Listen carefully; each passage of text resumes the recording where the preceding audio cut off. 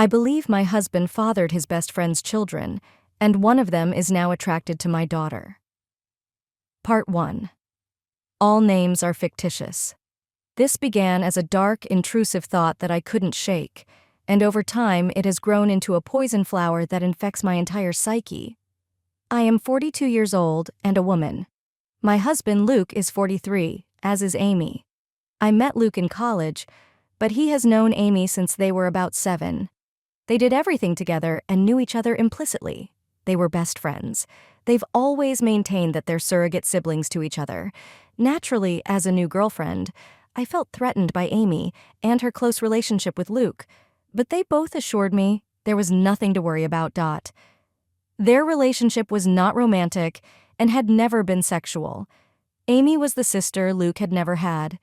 I believed them, and it didn't take long for me to forget any feelings of insecurity I had toward Amy. She also became my friend. She officiated at our wedding. Luke and I have created a wonderful life together, and we have always had a close relationship.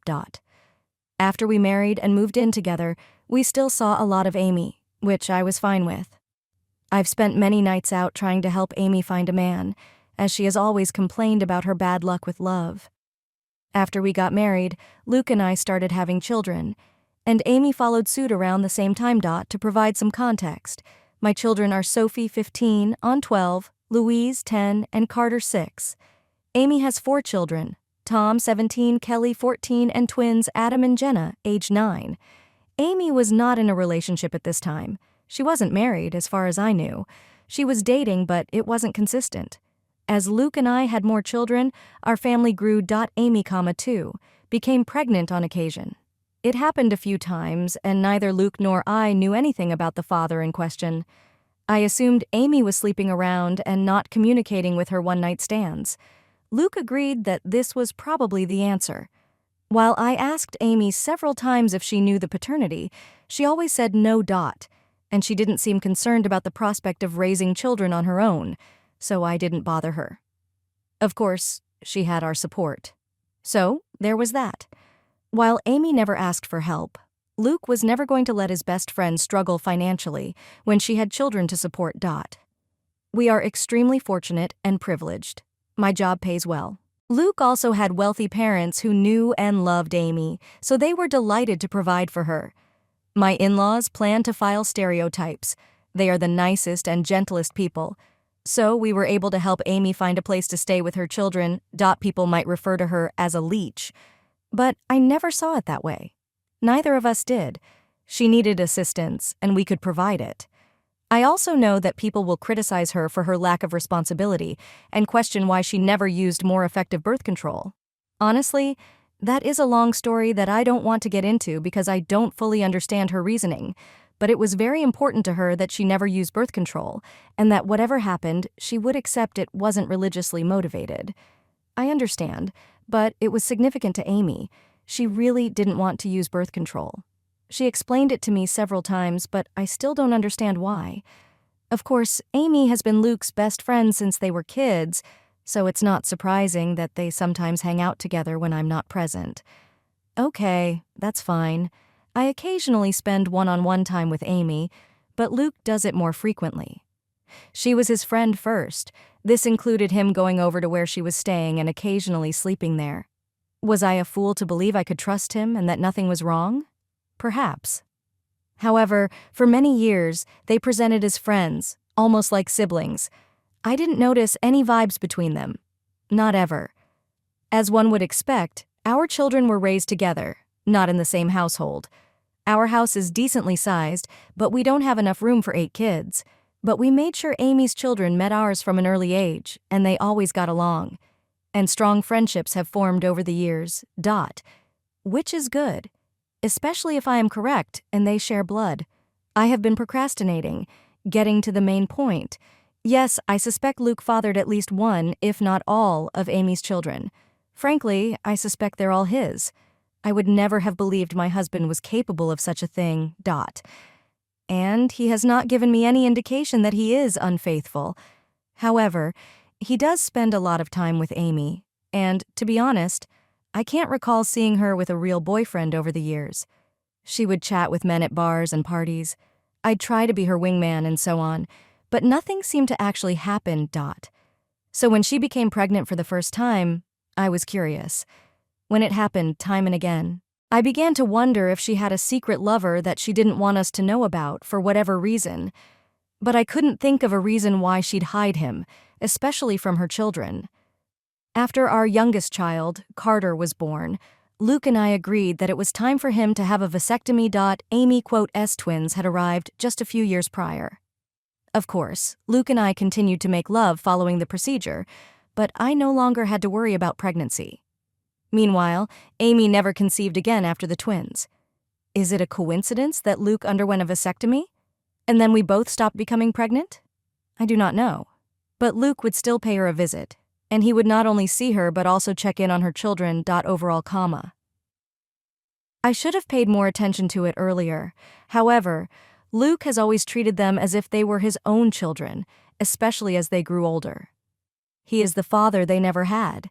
He does not neglect me or our children, not a bit.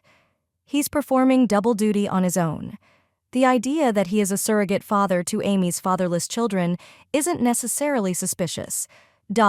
It could be called noble, but it combines with a lot of other minor details.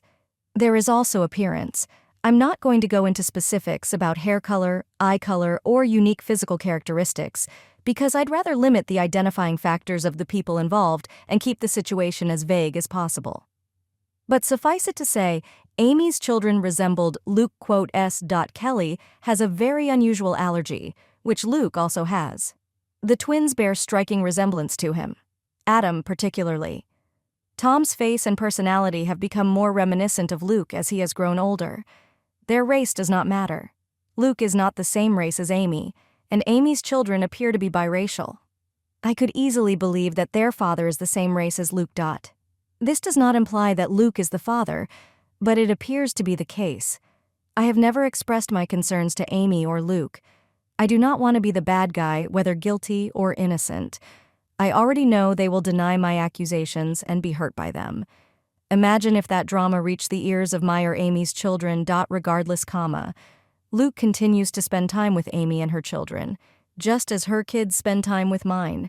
I've hinted to Luke that I want more attention and wish he wouldn't give Amy so much, but he either missed my cues or pretended to miss them. I don't want to push the idea that he favors her because it's not even true. He has never neglected me for her.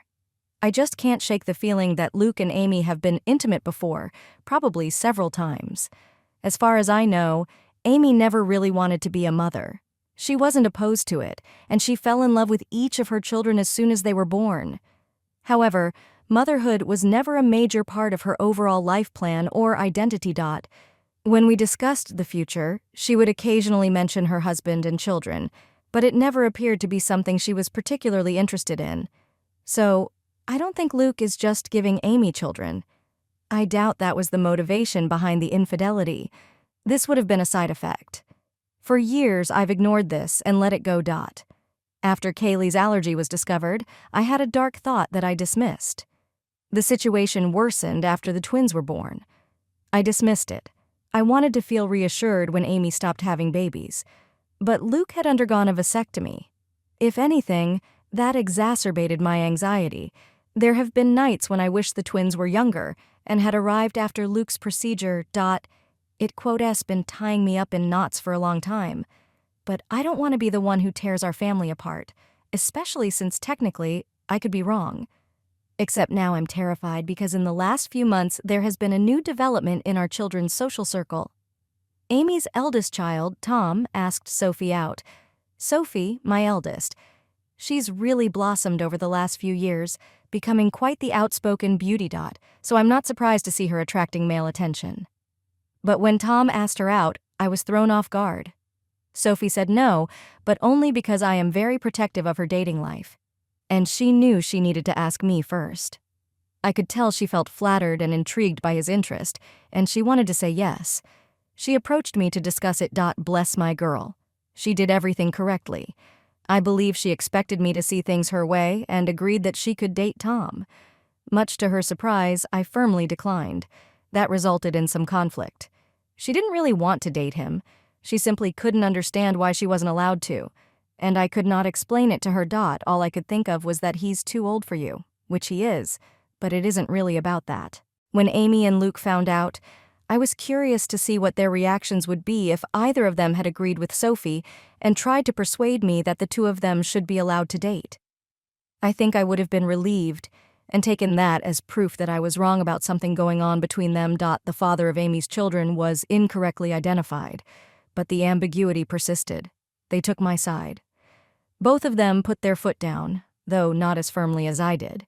Luke agreed with me, but he was also concerned that attempting to prohibit such a romance would only make Sophie want more. He's probably correct about that. Amy appeared more apathetic to the idea.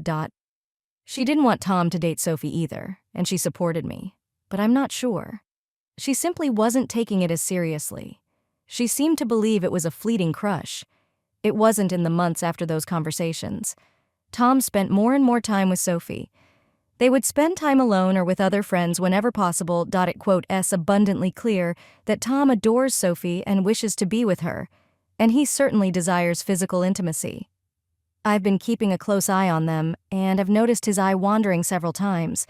While I'm doing everything I can to put an end to this budding romance in the crib, I'm also feeling a little powerless. Sophie hasn't openly defied me. She still only hanging out with Tom as friends. So forcing them to stop spending time together would be unreasonable and would likely lead to more sneaking around. But I'm afraid they're already doing this. My worst nightmare is that they're secretly dating and doing whatever they want when no one's looking. I've noticed Tom being quite physical with Sophie, and she makes no objections, so I'm at a loss for words. I considered convincing Sophie that Tom is similar to her brother, but if she doesn't see him that way, I don't have the ability to change their emotional dynamic or the history of their friendship. Amy and her children have always felt like family to me, but my children may see Amy's children as best friends instead. The problem is, of course, that if my husband has been having an affair for years, and I am correct about Amy's children's paternity, Tom and Sophie cannot be anything more than friends under any circumstances.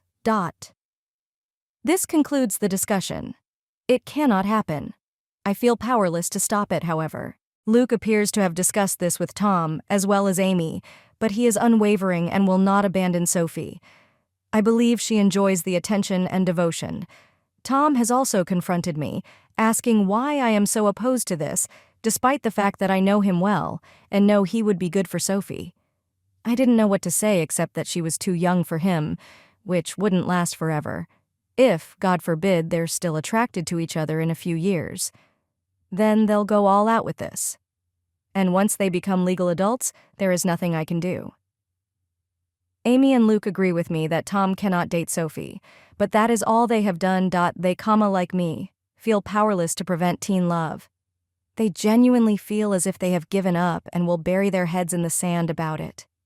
Just do nothing and hope the feelings pass as Tom and Sophie grow older. After all, they are in high school. It's unlikely that Tom will be in love with Sophie forever, but my fear is that she will allow him to do something intimate with her before that time comes, which neither of them can undo. I quote this close to opening a door. I can't help but want to scream at Luke that none of this would be happening if he hadn't cheated on me for so long, if he hadn't been raising a second family with his surrogate sister behind my back.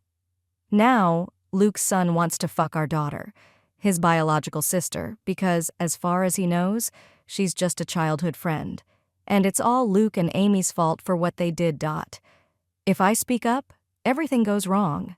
I'm a horrible monster who accused the love of my life and one of my closest friends of doing something terrible. If I am not mistaken, it is still tearing our entire structure apart. The family and social unit that we've formed over the last few years is no more, and everyone will be stressed and upset. Even if Luke and I don't get divorced. What if I do nothing? Sophie will eventually sleep with Tom and become his girlfriend, and I'm secretly terrified that it will happen sooner rather than later, or worse, that it has already occurred under my nose. I hope this relationship fades as they grow, but what if it doesn't? What if they end up staying together for years? What if they get married? Want to become pregnant someday? And if I tell Sophie the truth about Amy's children, everyone else will find out too. And this will ruin so many people's lives. It would shatter my children's perceptions of their father and Aunt Amy. Luke is Owen's hero. I don't want to think about how much this will hurt him. So what about Amy's children? They're innocent. They did not ask for this. They have no control over where they came from, and I do not want to hurt them. I'll admit that I'm not happy with Tom right now. I wanted to knock his teeth out after seeing him put his hand on Sophie's buttocks a week ago. But he doesn't deserve to be burdened by the fact that she's his half-sister. He has been fantasizing about. It's all messed up, and I don't know what to do. For far too long, I've ignored my husband and his best friend's insults. I thought I could live with it, but this situation with Tom and Sophie has me concerned. Update 1. First and foremost, I was surprised that my post received such a large response. I was worried that someone in my family or social circle would find it, especially after someone informed me that the post had been shared on Facebook. But as far as I know, no one in my family has seen it. I'd like to thank everyone who left kind comments and wished me well. To those who are more frustrated by my indecision, I get it. But I was dealing with an uncertain situation, and the stakes were extremely high. I believe that no matter what decision I made, something could and most likely would go wrong. I've spent the last 5 years imagining various scenarios for how I might approach this if I ever decided to take action. Everyone who has been waiting for an update, I have one for you. I previously stated that I planned to conduct a secret DNA test, that I had chosen that course of action. In the end, I couldn't do it. And now I'm regretting it because the opportunity to do so has essentially passed. I just felt it would be inappropriate for me to do that to someone else's child behind their back. Ethically, it was risky. I've since consulted with my lawyer, as many commenters suggested, and she advised me against doing so because, regardless of the outcome, it would make me look bad in a divorce proceeding. But I wish I had done it anyway, and not told anyone because I desperately need to know, and I still don't know for certain. Similarly, I wanted to tell Sophie in private, but the more I thought about it, the more it seemed inappropriate. As if I had no right to instill such ideas about her father in her without first speaking with him. So I ended up confronting Luke and Amy. Many comments also suggested this. I finally told them both that we needed to have a serious conversation. It felt counterproductive to approach only one of them, because I expected them to tell the other about what happened in their own words before I could prepare mine. I wanted both of them to hear what I had to say. Once all of the kids arrived at school, I laid out all of my suspicions and reasons. I made it clear how much I adored both of them, but a series of clues led me to notice the similarities between Luke and Amy's children. And I didn't even mention all of them in the original post. For example, Luke has a history of sleepwalking, as have Sophie, Tom, and Adam. I kept saying how much they meant to me and how I didn't want to believe it, but the thought had crossed my mind that I had previously dismissed it. But now that Tom and Sophie have a crush on each other, it became necessary to ask the question. So I inquired whether they had ever crossed the line, if Luke had ever been unfaithful, if there was even a remote chance that any of Amy's children were his. I was simply trying not to cry. They reacted exactly as I expected. Their responses were perfect and well-rehearsed. I honestly don't know if it was genuine emotion or strong gaslighting. Amy appeared to be more upset than Luke. She was angry, offended by the accusation. Luke just seemed heartbroken about it. Maybe they were just acting, but I'm not sure. They had reasonable responses to all of the points I raised. They asked questions that I didn't know how to answer. I had never objected to them having a bad time before. Why is it suddenly bothering me now? Do Amy's children really resemble Luke? Or are things like hair color fairly common? Amy and her children had always been treated as members of our family, and I had previously praised Luke for stepping up and becoming a father figure for Amy's children because they did not have one. Why was I suddenly saying it was a bad thing? What did I want them to do? How could I have formed such an opinion about them? Why did I wait so long to say something? Luke showed more understanding than Amy. He acknowledged my feelings. He acted as if he did. Amy seemed to feel more betrayed by what I said. I ended up apologizing several times, even though I'm not sure what I did wrong. Luke also apologized for anything he had done that suggested he was unfaithful. When I asked Amy more pointedly who, if not Luke, had fathered her children, she snapped back that it was none of my business, and I could tell she was not in the mood to get personal or vulnerable. Following my accusations, I am not proud to admit that I lost my cool and said that after everything we had done for her and her children. Such information was not a big ask. Perhaps she owed it to us. I regretted my words as soon as I said them, but Amy yelled back that Asterisk had never done anything for her. Luke and his parents had kept her afloat for all these years. Not me. She went on an extended rant about how I had always acted superior to her, which I do not believe I did. Perhaps I gave off that vibe unintentionally. Luke tried to calm her down, but the room remained tense. I do not know, Reddit. I honestly don't know. It's driving me crazy. There is a way to be sure. Of course, I'm not certain of my husband's loyalty. But what about Amy's children's paternity? So I asked Luke, for my own peace of mind, and for the sake of our daughter and our family unit, if he could please get a DNA test, a paternity test. I went on to say that I knew he despised and distrusted such things, but that I desperately needed them. I could see the pain in Luke's eyes. Maybe it was an act, but he seemed genuinely upset that I was asking for this. That he simply gave me his word that he had always been faithful was insufficient for me. But he reluctantly agreed to take a DNA test. Unfortunately, Amy didn't, and that's where we hit a stumbling block. I was terrified, but Amy was furious with the whole idea and told me unequivocally that I would not be getting samples of her children's DNA, basically telling me to fuck off for asking. I pressed Luke several times in various ways, and he was honestly a bit useless, but probably correct. He tried to persuade Amy, but she wouldn't hear of it, and when I pressed him for more support, he shrugged because he can't force her to take the tests if she refuses. That's actually a dead end. Believe me, it is. I looked into this extensively and spoke with my lawyer. The issue is that Luke could, theoretically, petition the court to order a paternity test for Tom and the others.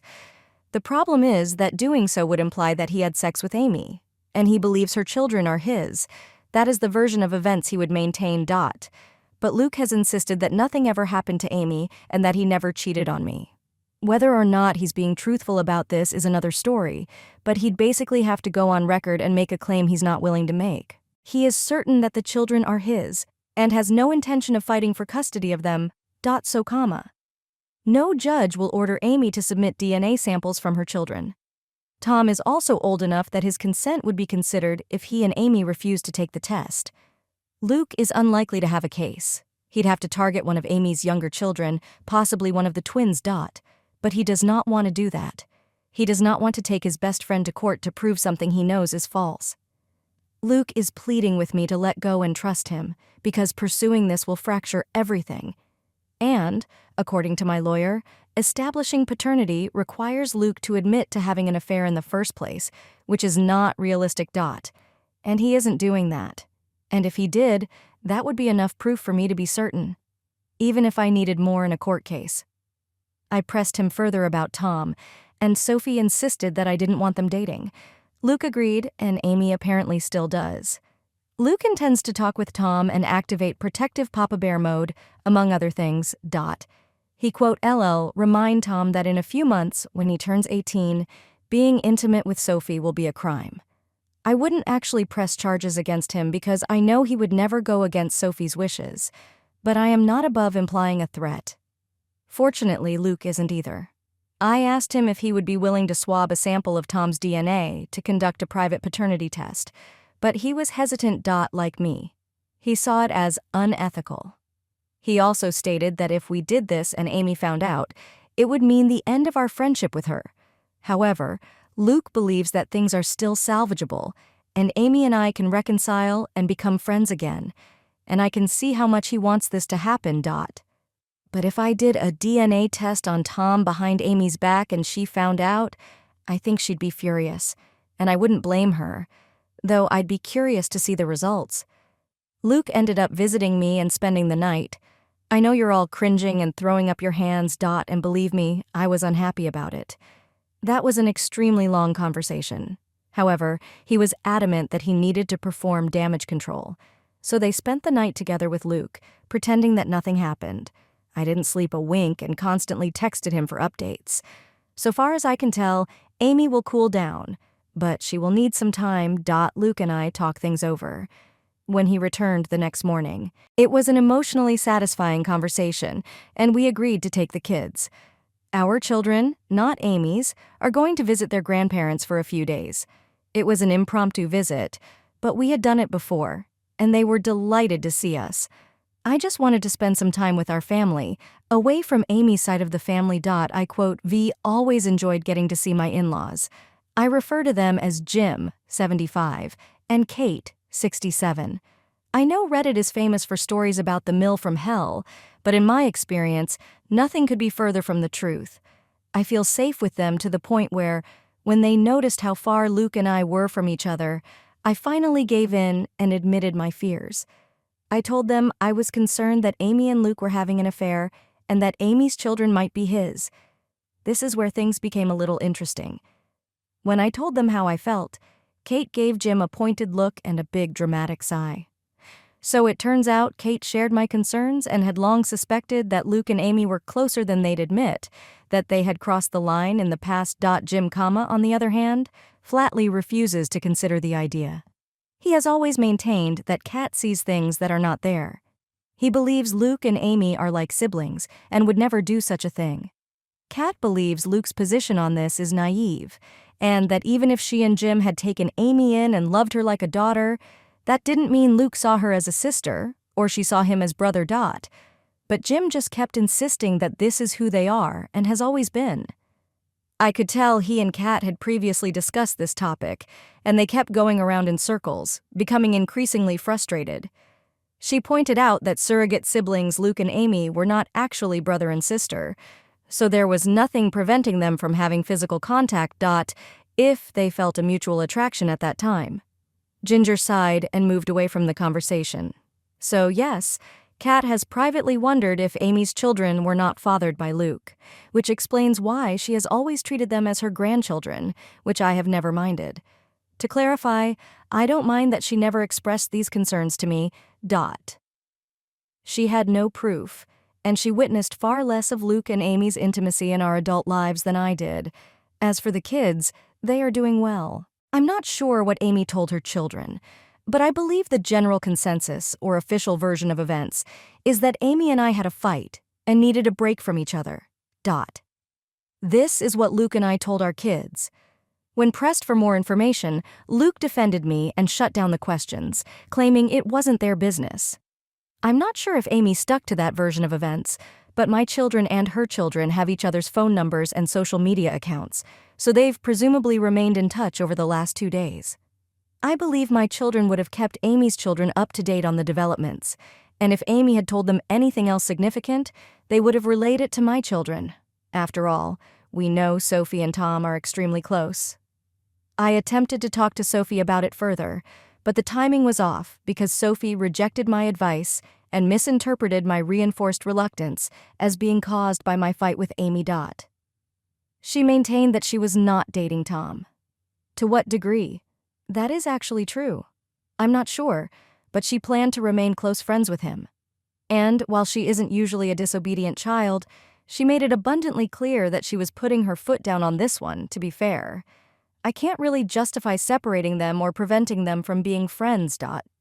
They have known each other for years. Luke has my back when it comes to them not being able to date, but he would not have my back if they stopped hanging out. I wish I had a more definitive update. If anything significant happens in the next few days, I'll let you know. I'm mostly just kicking myself for not taking the secret test, even for my own peace of mind, because I now feel like I'm cut off from the only way to get definitive proof, one way or the other, of the day. I didn't expect to have another update so soon, but after posting my first one, I spent a lot of time thinking about my children. I eventually decided that no matter what happened, I needed to warn Sophie about the situation right away. To hell with Luke and what it meant for him. To hell. If that meant that all of the kids became aware of the situation, she needed to be cautious of what she was getting herself into. So I kept her out of school without her knowledge. We returned home last night, and this morning I dropped everyone off, saving Sophie until last, before driving right past her school and telling her we needed to talk. It's always frightening for a teenager to hear from their parents, but I quickly assured her that she was not in trouble. but she needed to know why Amy and I were fighting and why she couldn't date Tom. I very gently explained that because of Luke's closeness to Amy and Tom's resemblance to him, I had begun to suspect that Luke and Amy had been intimate at some point in the past. If that were true, and Tom's father was actually Luke, it would be a serious issue. Sophie remained quiet throughout, and even after I had stopped talking to allow her to respond, she paused for quite some time before finally saying that we needed to get Tom and discuss this with him as well. I had no objections, so she texted him to come meet with us. They're both skipping school today, but Sophie gets straight A's, which is critical. So I turned my gaze away. Tom arrived to meet us, and Sophie asked me to repeat what I had told her.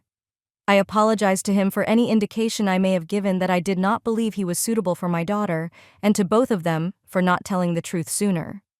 Tom and Sophie just gave each other an oddly knowing look and read it. That quote S when they completely blew my mind. Sophie spoke first, with Tom backing her up. They revealed to me that they had already known about Luke and Amy, or had strong suspicions. Tom apparently overheard questionable conversations, as well as the sounds of sex coming from Amy's room. Sounds like he'd rather forget. However, all evidence suggests that Amy's lover was Luke. Tom had been wondering for a long time, and in January, he finally admitted his fears to Sophie. She agreed with them. She also noticed a strange closeness between her father and his mother. They agreed that Luke was probably having an affair. They agreed that because of Kaylee's allergy, Luke could very well be her father, and that if Kelly was Luke's daughter, the rest of Tom's siblings could also be Luke. S. Tom could be Luke's kid. They arrived at the same conclusions as I did after doing the math. So Sophie and Tom devised a little plan.